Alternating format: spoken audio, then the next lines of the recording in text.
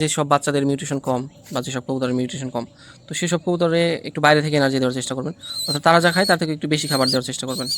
আর যারা hand feed করতে চায় এই ভিডিওটি তাদের জন্য, অর্থাৎ যে কোনো বাচ্চা কবুতরকে যারা হ্যান্ড ফিড করবেন, তো অনেকেই আছে পাউডার সিরিঞ্জের মধ্যে খাওয়ায়, সেটা ঠিক না। আপনারা সবসময় বাচ্চাদেরকে একটু শক্ত খাবার দেওয়ার চেষ্টা করবেন, যেমন এই যে মটর দানা, এটা মটর দানা বলতে এটা হলো ডাবরি, আমি ডাবরি বলি। তো এইসব খাবারগুলো দেওয়া খুবই সহজ।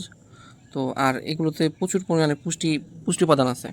তো এটি দিলে বাচ্চাদের পরিপূর্ণ পুষ্টি পায়, আর এটি খাওয়ানো একদমই সহজ। আচ্ছা, আমি সহজভাবে দেখাই আপনাদের। এই যে এইভাবে 2টি কি 3টি মটর দানা এইভাবে হাতে ধরবেন।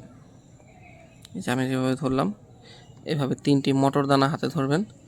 তারপর বাম হাতে কবুতরকে এই যে এভাবে মাথাটি ধরবেন। মাথায় ধরার পর এই যে দেখছেন, এই যে এইভাবে একটু হা করাবেন।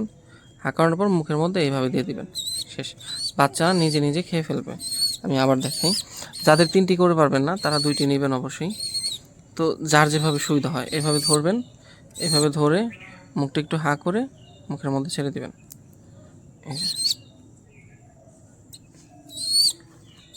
আমার কবুতরটি আমি ছোটোবেলা থেকেই খাইয়ে খাইয়ে বড় করছি। এটি একদমই ছোট বাচ্চা ছিল, তখন এগুলোর পালকও ঠিক মতো ছিল না, তখন থেকে আমি পর্যন্ত খাওয়াই।